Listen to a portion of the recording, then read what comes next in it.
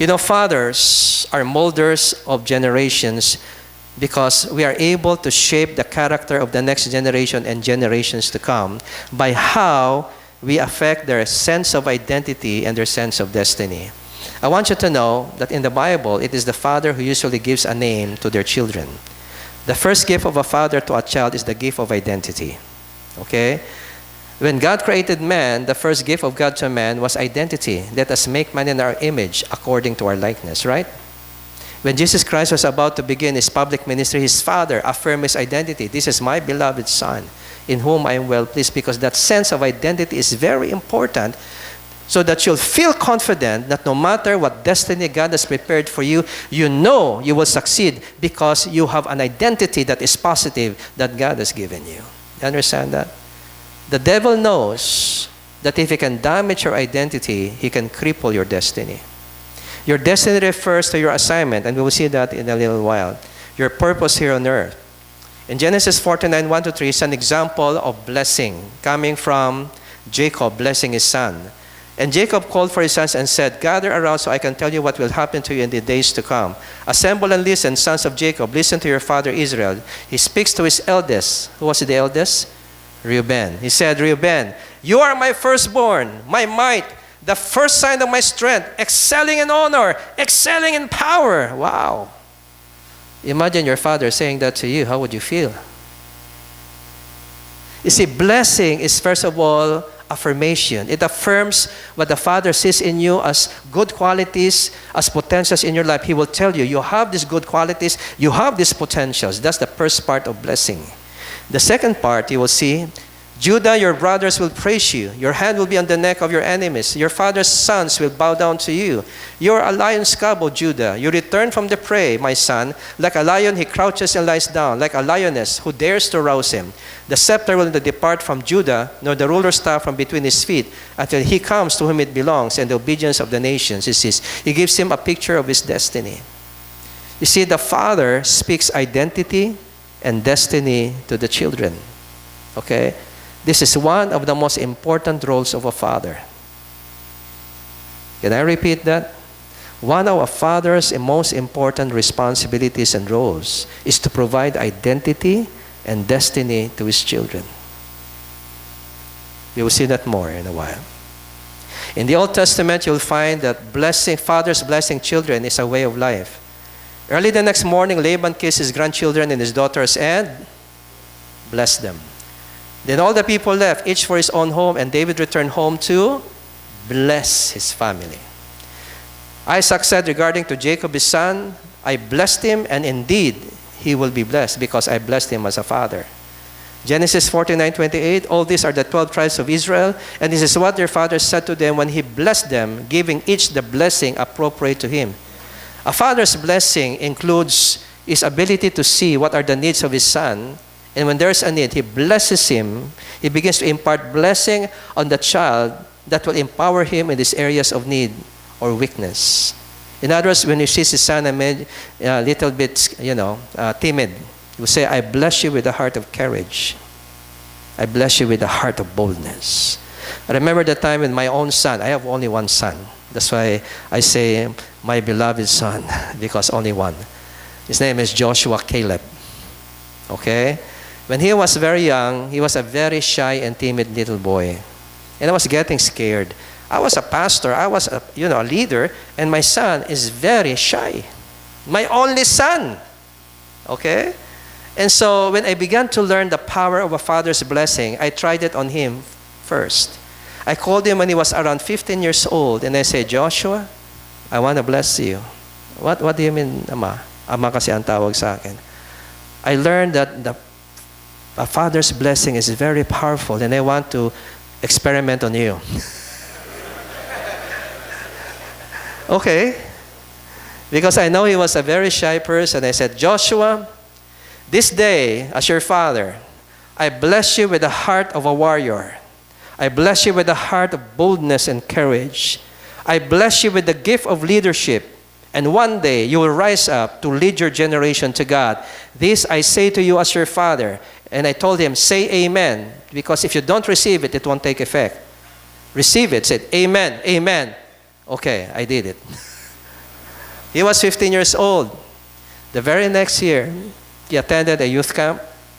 He came back, and for the first time in his life, I never see him do that, nobody invited him to make a testimony in front of the church. He just said, I want to share a testimony. Wow. Volunteering to give a testimony publicly, he could never stand in public. And he stood up there and shared his testimony. Wow, something's happening to my son. He just got courageous and bold. Tapang na siya ngayon. And later on, he became the leader of our young people in the church.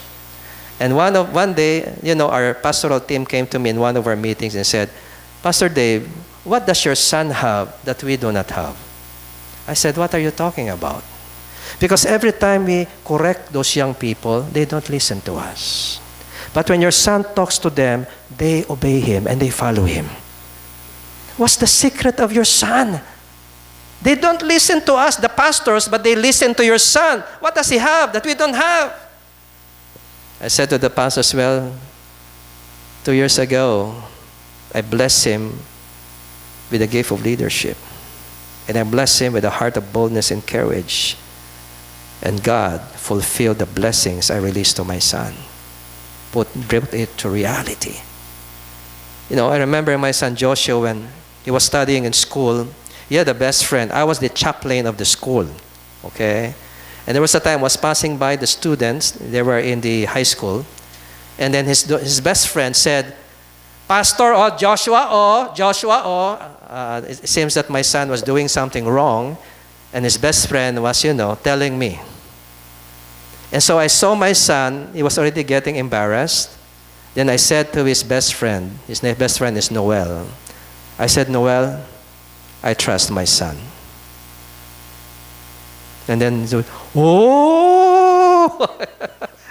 And then the other students began to clap their hands. I trust my son. That night, my son came to me. And he said, Dad, thank you so much for affirming your faith in me this afternoon. In fact, I was really doing something wrong. That's why Noel was telling you. But I was so proud of you, and I was so moved and encouraged when you told publicly that you trusted me. I feel I will live up to your trust. Thank you for believing in me. And I tell you, just inspired me. Thank you, Dad. I will never forget this. It's my prayer I will live up to your trust in me. Thank you for declaring it publicly. You understand that? Blessing and affirming your children empowers them. And when we moved to Davao in 2006, my son was working in a software company. He became a software developer in that company. And I noticed everything that my son does is always very successful. In fact, since that time, he never is the one looking for a job. The jobs look for him. Until today. He has traveled Belgium, Australia. He is the one who decides which company he will work with.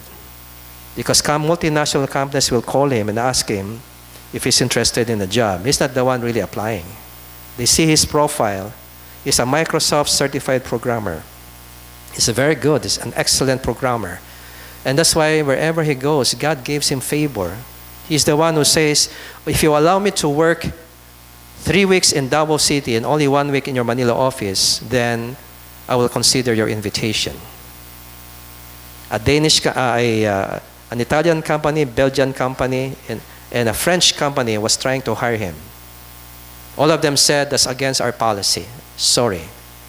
But the Belgian company called back and said, we have considered your request, Mr. Magalong, and we accept your terms.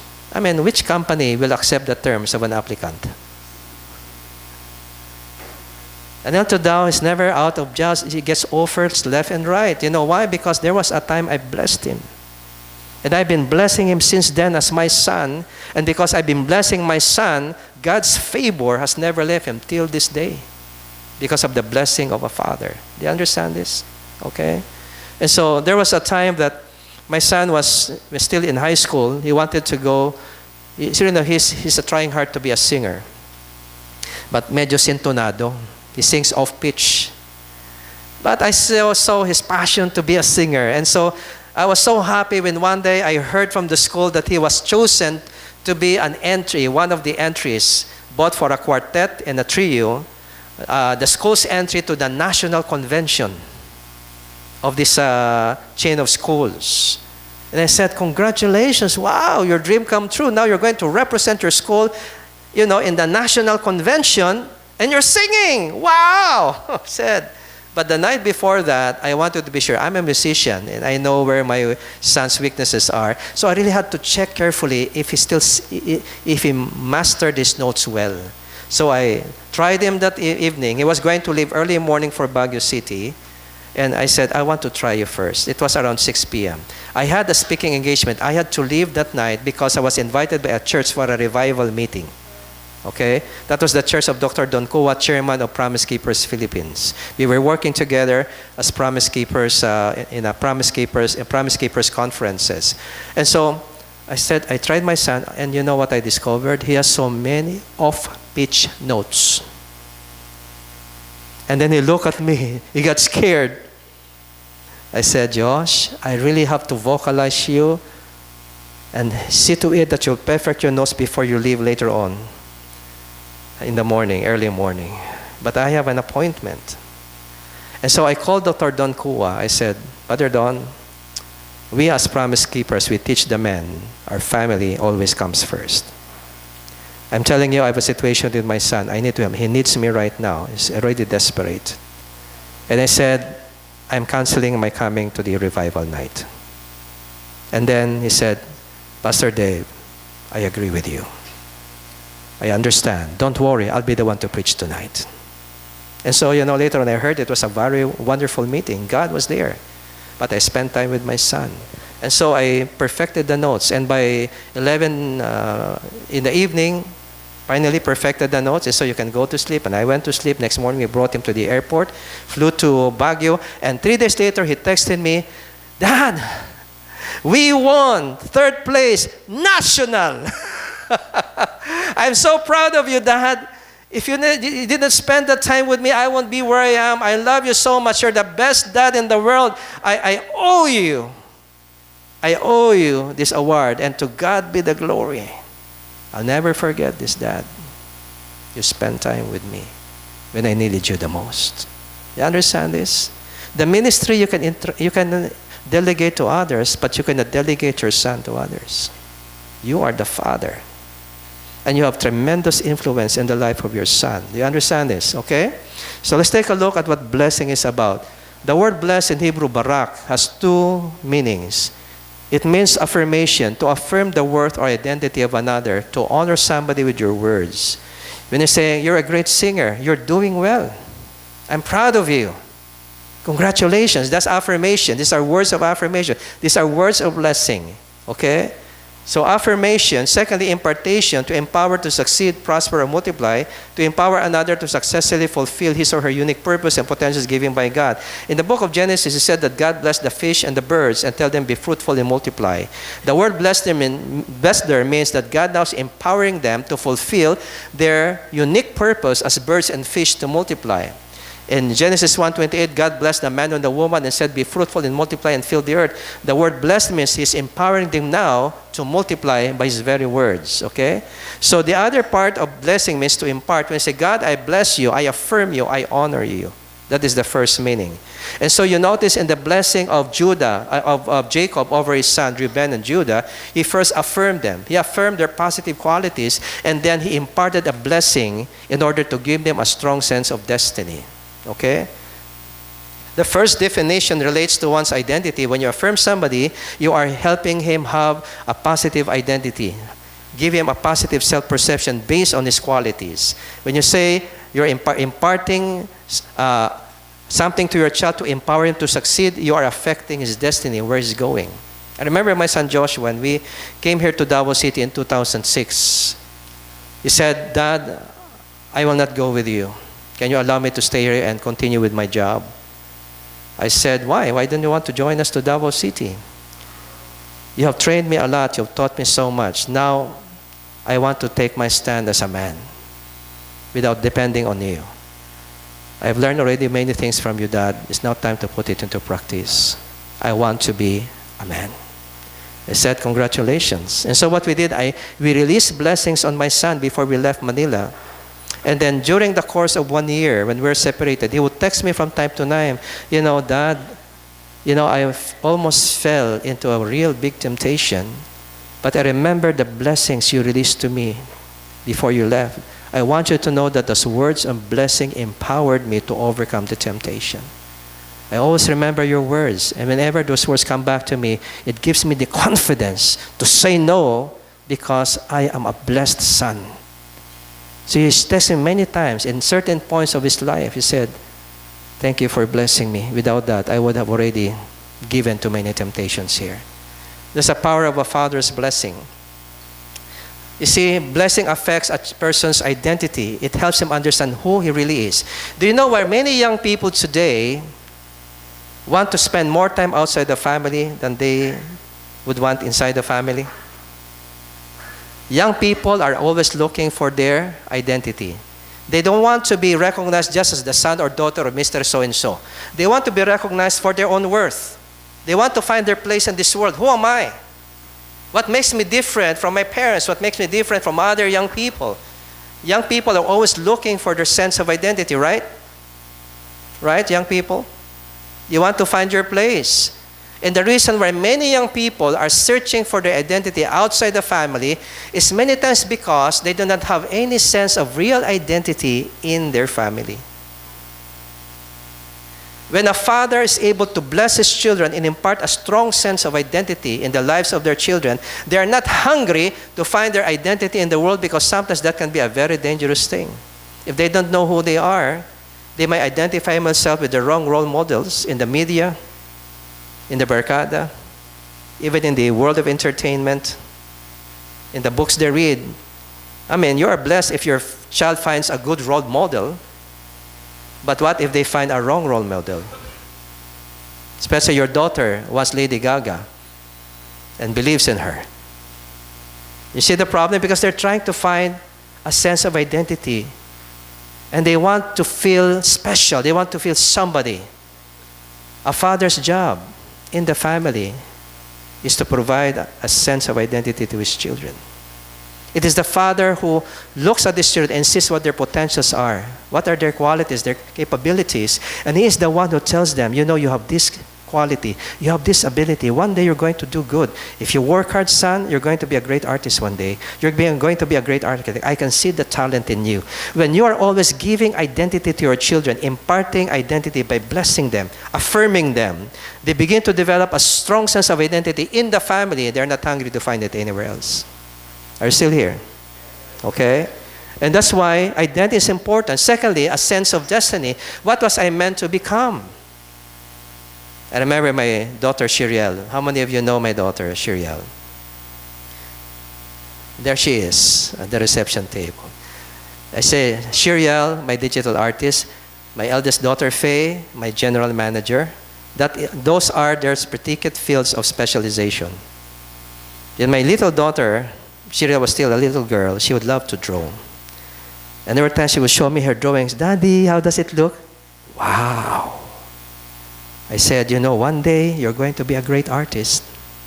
And so, she really loved that. And she would come to me with different drawings. Which is better, this one or this one? I said, both are great. No, only one. I said, this one is better, but you're more beautiful. Because she has been brought up with affirming words from her father. I said, one day you're going to be a great artist. And today she is an awesome digital artist. Do you understand this? How we see ourselves, our identity affects our performance. That's why she's very confident with her art, because she had a father who affirmed her ability. And that enabled her to have confidence, to develop her skill to its maximum potential. It also affects our relationship. People are very insecure with people because in the home, they don't feel any sense of belongingness. Especially when they're cursed by their parents, most of the time, they will tend to be very insecure in relationship with people, because they will think that people are also looking down on them just like their parents are looking down on them. We tend to project to others what we think about ourselves. And what we think about ourselves is often influenced by how our parents made us think about ourselves. You understand this, okay?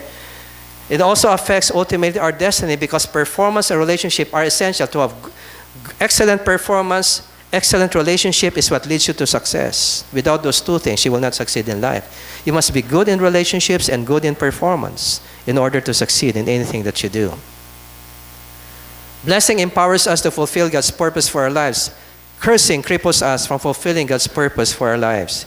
Blessing or honor empowers us in three ways. Can we read this together?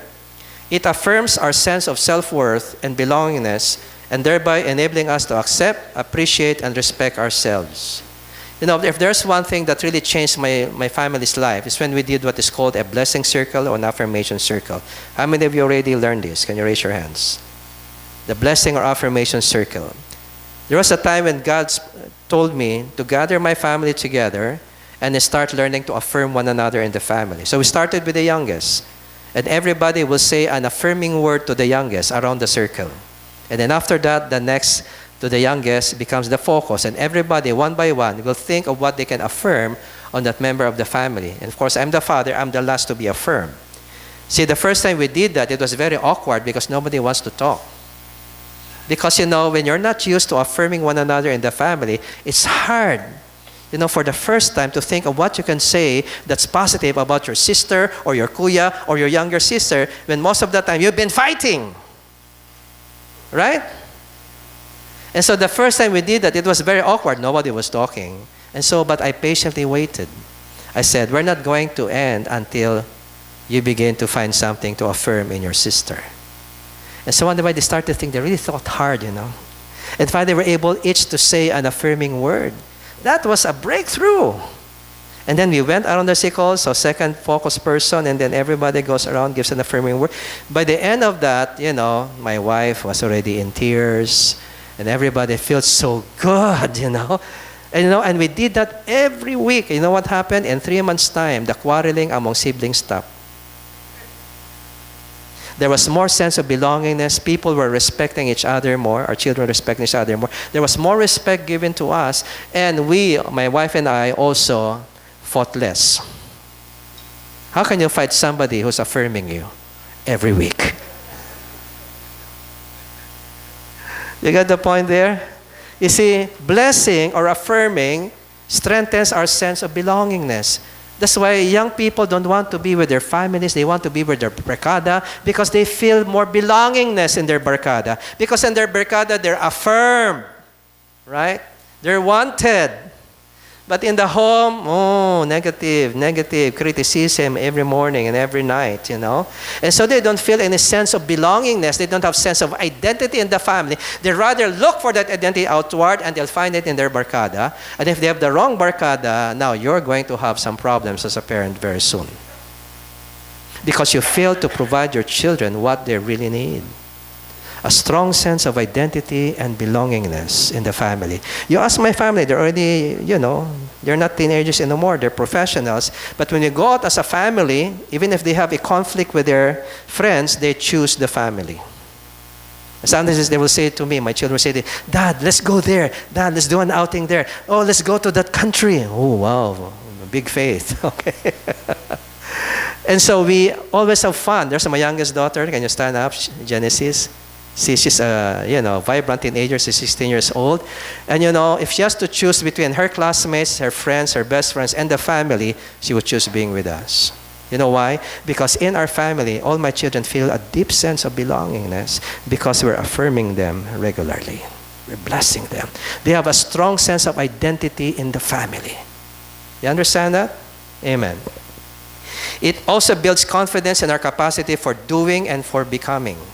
You see, when you are affirming people, it gives them confidence in what they do. They say, you know, my daughter was telling me, she's now just accepted a new job. And I said she's a little scared. And I always tell her, Shiriel, no matter what you do, you will succeed. Because you are working in the field of your gifting, I tell you, nothing is going to be impossible to you. You will learn what you need to learn, but you will always excel as an artist because that is your anointing. That is your gifting from God. and you will excel. Okay? I always love to affirm my children that way because that's true. Those giftings were given to them, and if they work hard to develop those gifts, they will excel. You understand this? It builds confidence in our capacity for doing and becoming. It helps release our potentials. You know, many of our potentials as men are not coming out because of so much insecurity about ourselves. We're sometimes too intimidated. We don't believe we can do that. Why? Because we've been made to believe, I'm just like this. It's like when you're an eagle, people made you believe you're just a chicken. But you don't realize you're an eagle. But because of the wrong environment, you still believe you're just a chicken. But God says, you are an eagle. Nobody has affirmed you that way. You need people who will tell you who you really are so you'll rise up to become what you were meant to be. You understand this? That is the role of a father. And I tell you, young people, you may not be fathers right now. And maybe your fathers, not all of your fathers were able to affirm and bless you in a regular way. I want you to know you can help strengthen your fellow young men by affirming them. You understand that? As friends, learn to find the qualities, the good qualities of your friend and tell him what it is. You know you're a great gift of friendship. You know you're good in writing. You know you're a talented speaker. Don't fail to affirm because that is giving them something that their fathers may never have given them. And they need that kind of sense of identity, which is an affirmation of who they really are, so they will rise up to their fullest potential in the particular gifting that God has given them. Are you still here? That is what blessing does. To bless means to affirm the dignity and the identity of another person. You know Pablo Picasso, right? I've shared this, I think, more than once. When he was asked by his friends when he was old, he died of an old age, the great painter Picasso, what is the secret of your greatness? To that he said, when I was a child, my mother said to me, son, if you become a soldier, you will surely become a general. If you become a monk, you will surely end up as the Pope. I became a painter and I ended up a Picasso. So according to Picasso, what was the secret of his greatness? A mother who never stopped to affirm her belief that no matter what happens, you're going to be a great man one day. And did Picasso rise up to fulfill that blessing of his mom? Yes, he did. You understand that?